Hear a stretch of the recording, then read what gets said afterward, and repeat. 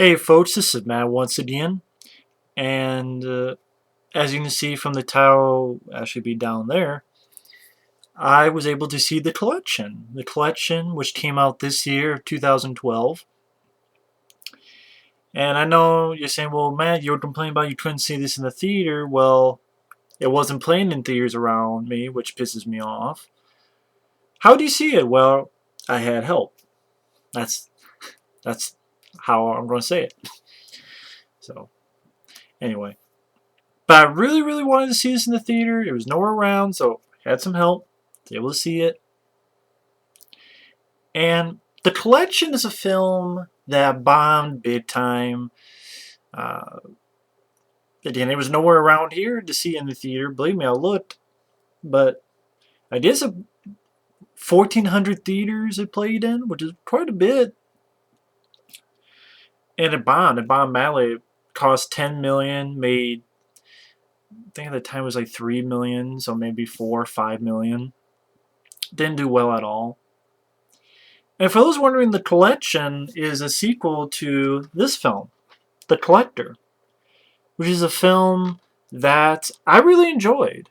I really liked The Collector. I reviewed this long ago. I was thinking of reviewing this film again, but I probably won't.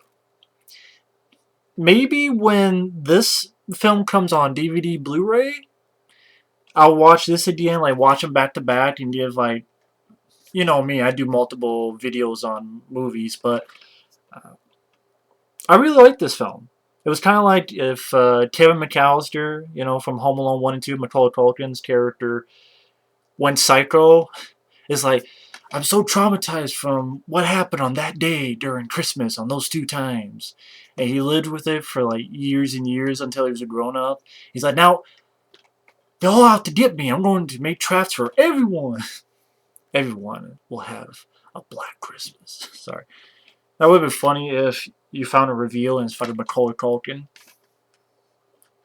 And But I like the idea of a thief going to this house, but only at the same time this house is infiltrated by a serial killer that has littered the house with all these intricate traps and stuff. And I won't go into too much detail.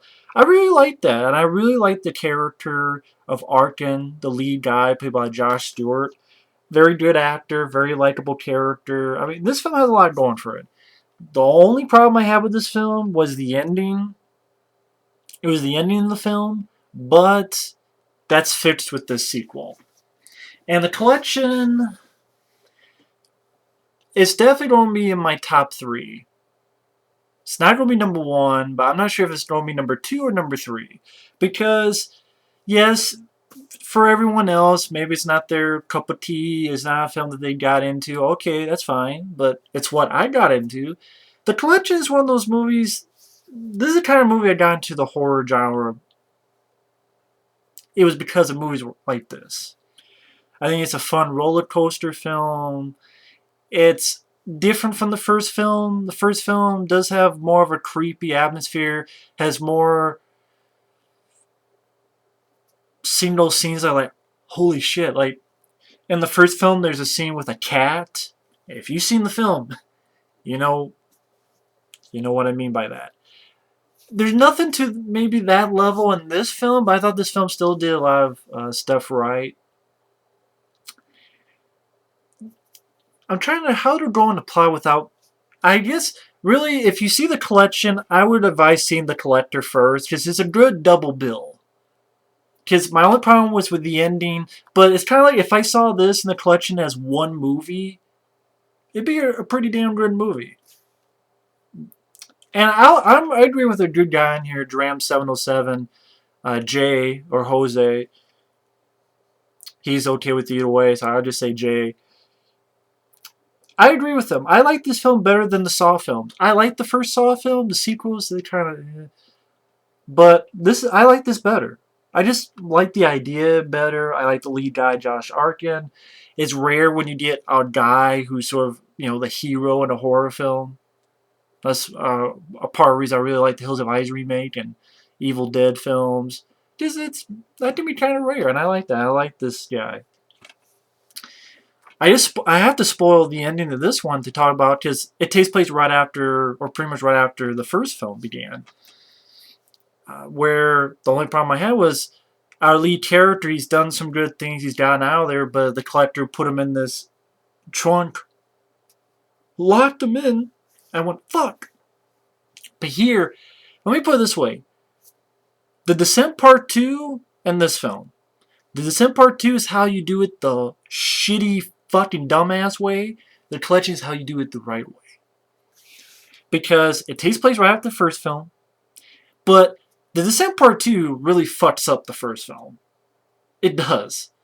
We're going to have them shit on people, and then the girl's going to have amnesia. I'm talking this way for a reason. You're going to have amnesia for fuck's sake, and then she's going to, even though the cop thinks that she's a killer, he's going to take her with them anyway, which doesn't make any sense. Because you think she's a killer, you have her locked up, and she has amnesia. It's not like she's going to be able to tell you anything because she has amnesia, but I'm going to take her anyway. And then, remarkably, she does regain her memory just like that, but then she fucking dies anyway, and then the last survivor gets her ass fucking killed by some limp-dipped motherfucker who's like, we need to feed. And I'm like, what the fuck? And then we're going to have scenes where the creature shit on people, and it's fucking caves, better lit than my fucking room. Sim Part 2 is how you do the shit away. Here, though, it's... You have this girl who's the daughter of a Christopher McDonald. I believe that's his name. He was Shooter McGavin, the bad guy in Happy Gilmore. She goes with her friends to this rave. She goes to the bathroom and finds a trunk, and in the trunk there happens to be Arkin. So, Josh Stewart's character, who happens to be alive. The guy I really liked in the first film. Really solid character. That triggers this event that happens in this rave, which is fucking crazy. Which, if you see the trailer, I can mention this just as right in the trailer. Yes, are they realistic movies? No. But I think I could deal with it. It's like, okay, I'll deal with it, you know, because I found it entertaining. I'm like, okay, I'll take a leap of faith here. This big fucking combine lawnmower shit goes all over the fucking room. Kills pretty much everybody at the rave. I'm like, holy shit. Wow. That's a way to open your movie. And he wants to help the girl, but there's nothing he can do, so he gets out of there. He's able to make it to the hospital. But immediately, he gets handcuffed by cops. And I like this bit. Because you have to explain why your main character goes back. This is kind of like, that part reminds me of Aliens. Because Aliens did this the right way, and so did this film did it the right way. Where in Aliens, she kept having nightmares and nightmares and nightmares, and she doesn't want to do it, but then she has to do it. She has no choice. She has to face her demons. You know, she's with all, like, they explain it well enough. Okay, you can understand. Here, same thing, where he's in his bed, and there's his wife. So I like that they put on the fact that, okay, his wife is fine, obviously. His wife is fine. You know, who knows how she's fine. Well, if you see the first one, you know what I mean, but she's fine. So, okay. And he's like, thanks for the flowers. And she's like, I didn't send you flowers. And then there's a card that says, this is for the collection. And he puts two and two together. The flowers in the card are from this guy. So he knows that the collector motherfucker is still, knows where he's at. He's going to keep fucking with them. So he knows he needs to do something for himself and his family. But even then, they give a better stuff where Chris McDonald has, because her daughter's now missing, has hired these guys to make Arkin, Josh Stewart, okay, you don't tell us where he's at, you don't lead us to where you were, and he's like, okay, I'll do that, but I don't want to go in, I'll just do that. They're like, okay. Then when they get there, they force him gunpoint, sorry, you know, we lied, fuck it, you don't have to go in, because, you know, you dealt with this guy before. And he doesn't want to do it, and, you know, he's got to do it by gunpoint. So you really feel sorry for the character, and it made sense. It's like, he was handcuffed, so he couldn't leave in the middle of the night. This motherfucker is leaving them fucking flowers and cards, and these guys force him at gunpoint, pretty much. And so it's like, okay, that makes sense. I buy into it. And when they did it, the collector, it's like this big fucking motel. And I like the way the motel looked inside. I like certain scenes are lit by like a bunch of bud zappers. And how much do I want to give away? Well, I'll stay right there and some shit happens. But I really like the sequel because count how many sequels do you see that helps the first film?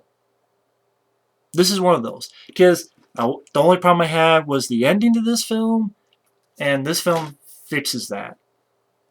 100% absolutely fixes that ending. Again, my only problem was the ending to this, because I really like the character of Arkin. Again, how many sequels fix the ending of the previous film? Usually they fucked it up. Alien 3, Dicks, fucking Descent Part 2. That's how you do it a stupid way. And I thought the cast did fine. I really like Josh Stewart as Arkin. I really liked his character. I like the inside of the motel. I like some of the things that happen, which maybe I'll spoil at the end of the video. It's more of a body count movie, which I was fine with because it was our carbon copy of the first film. It did its own thing as well, which I was fine with. It tried to become its own film. It had a very kick-ass ending. I'll say that it had a really wonderful ending. For the most part, it's practical gore effects. You know, you have some CGI usage, which I can understand, but you do see some practical splats, but you see some in that big fucking rave scene, which I understood, but there's some good practical stuff as well, so I like that they mix and match that. It's a good looking film. You know, the lighting. It definitely went at a fast pace. It kept going. It didn't get boring. And I thought the ending was really memorable. Well, I really liked the way they ended it. I mean, they don't. There's a small part of me that is kind of glad this film flopped, and I only say that because then hopefully they will not make a third one. Because this is how it should be. The Collector, the Collection. I don't want to be a third one that fucks everything up. Like they're doing Hatchet 3. And I'm like, how can you do Hatchet 3? Hatchet 2, whatever. I don't know how they do that, but whatever. Imagine that explanation. But the Collector and the Collection, you don't need a third one. And I mean, there was talk of a third one, that, you know, if this film was a hit. I don't want to see a third one, because this film ended it perfectly. It ended it perfectly. You don't need to mess it with that. So I really liked this film. I really enjoyed it. My only problem, it felt too short. I would have liked 5-10 minutes more of dealing with stuff inside the motel. I think you could have put 5-10 minutes more into the film. It felt too short. That was my problem. It felt too short. I think it could have been longer. But again, the very, very spoiler territory. There's very much spoilers. I love the ending. I love that Arkin kisses Shao, the Collector, beats the shit out of him, punches him, kicks him, and then sets his ass on fire. And then later on, he's like, he finds the Collector, uses his brain, beats the shit out of him some more, locks his ass into a fucking Tron, breaks his hand, says, fuck you, and then it ends. I'm like, that's fucking rare for a horror film ending. Marcus Dunstan, the guy who made this, I appreciate it. I really do. It's like, that is a fucking great ending. I love it. It's a great ending. I love some of the fucked up stuff, like the Collector, he'll get people who, he jacked them up with drugs and torture them so much that they're kind of like his dogs, so to speak. I thought that was an interesting idea, intriguing idea. Because, you know, when you get fucked up with enough drugs, you're zonked out to shit. Don't believe me, look it up. Look at police reports and stuff. I like the bit where the guy's like, he didn't want me. I'm like, is that a... And by the time I did that, boom, his head blows up. I'm like, yes, it is. Is that a boom? Shit, Running Man. But, 'cause, I really enjoy this film. I wish I could have seen it in the theater, but it was playing nowhere around. I would definitely buy this on DVD or Blu-ray, whatever. I really enjoyed it. I it's a little too short for my taste. It could have been longer. But other than that, it did a lot of things right. It didn't have a stupid ending. It had a very likable guy, Josh Stewart, as Arkin coming back. Had some good, body count stuff, some practical effects. It was a fast pace, and it was a roller coaster. So definite props, and thanks for watching.